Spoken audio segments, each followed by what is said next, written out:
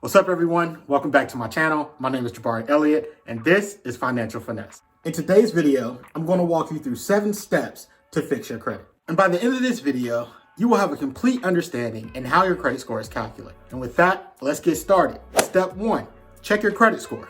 Chances are, if you're watching this video, you already have some idea of what your credit score is and you're looking to improve. Congratulations.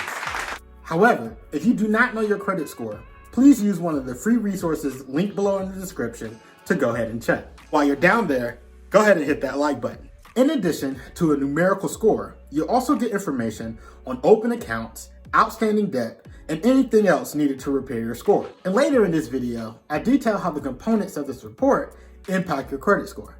Step 2, reduce and remove outstanding debt. Now, maximizing the benefit of this step requires a little finesse. Many debt holders will actually reduce the amount of debt owed after a long period of missed payments. Now, unfortunately, this may mean that your credit score has already taken a hit, but that's why we're here and there's only room to go up. By simply contacting the debt collection department and politely negotiating, one can significantly reduce the amount owed. Because companies typically end up selling debt to third-party debt collectors for pennies on the dollar, they're usually willing to negotiate up to 70% off the original amount owed. After taking all available steps to reduce debt, any debt remaining should be paid down as aggressively as possible. And you want to prioritize paying off amounts with high interest rates, such as credit cards and so on. Ultimately, this should result in a quicker credit score recovery and less money paid overall. Step 3, improve payment history. Most importantly, you want to commit to on-time payments. Keeping track of due dates and making on-time payments can go a long way to repairing your credit score. It's actually the most important component, as I'll detail later. Experian also has a free service called Experian Boost, where you can use recent utility payments to boost your credit score within their bureau. Now, there are 3 major credit bureaus: Experian, Equifax, and TransUnion. Most U.S. consumer credit information is collected and kept by these 3 agencies. The Bureau generates a report or record of that borrower's credit history, which is then used by the lender to determine the borrower's credit worthiness. This report usually comes with a numerical value or a credit score, which sort of grades your credit history. I detail how the score is calculated later in the video, but for now, let's get back to payment history. In addition to committing to on-time payments and using Experian Boost, you can also have some missed payments removed from your credit history. This too may require some finesse. Now, some companies delay reporting missed payments and may actually hold off if the customer reaches out to correct the issue. For those recently missed payments, you may want to reach out to the debt holder and work out a payment plan to get back on track. However, if missed payments are already on your credit report, you should reach out to those debt holders and ask them to remove or delete those missed payments from your credit history. This can be as simple as emailing or sending a physical letter to the debt holders and explaining why the payments were missed and why they should be removed. Now, these letters usually detail a hardship or a one-time mistake, but whatever the reasoning, supporting documentation should be sent as well. While they have no obligation to do so, the company may remove that missed payment from your credit history with the hope that you come back to spend more. Done. Step 4, reduce your credit utilization. Credit utilization refers to credit currently being used in comparison to your total credit available or your credit line. A good rule of thumb is to keep your credit utilization at 10% or lower. For example, if you have 2 credit cards, each with a credit limit of $5,000, your total credit available would be $10,000.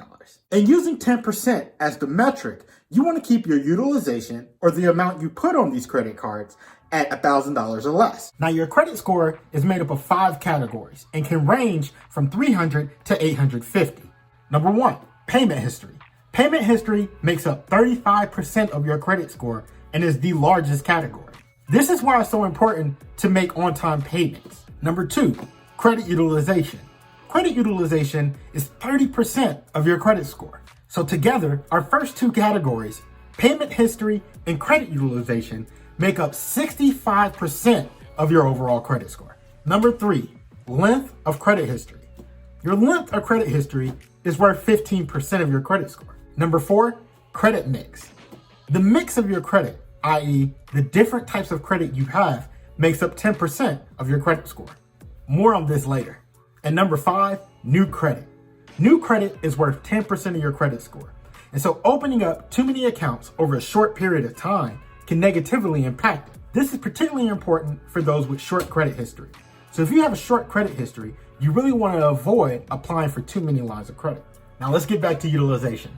A good way to keep your credit utilization low is by monitoring due dates and closing dates on open credit lines. The due date represents the date a payment is due on a credit balance. Missing this payment is usually what gets you reported to the credit bureaus. The closing date represents the date in which utilization is calculated and usually falls after the due date. On the closing date, you want to make sure that any balance is as close to zero as possible so that utilization remains low. Step 5, evaluate the number of open accounts. Too many or too little open accounts can be viewed as a warning sign amongst those with poor or short credit histories. A good target is 5 to 10 accounts over 7 to 12 years. It's also important that you diversify your credit account types, i.e. credit cards, car loans, home loans. Just diversify. Step 6, evaluate the length of your credit history. You want to keep credit accounts open over long periods of time. While closing accounts is sometimes necessary, creditors like to see long credit histories, and this translates directly into your credit score. And step 7, avoid hard inquiries. While not a large part of your credit score, too many hard inquiries over a short amount of time can negatively impact your credit. Now, soft inquiries are used for personal reasons, such as checking your own credit score or for your employer, and these do not impact your credit. However, hard inquiries are specifically used when lenders are evaluating a candidate for a credit line. And so you want to avoid multiple applications for credit in a short period of time. That brings us to the end of the list. Please like, comment, and subscribe below, and be on the lookout for more videos. And as always, keep finessing.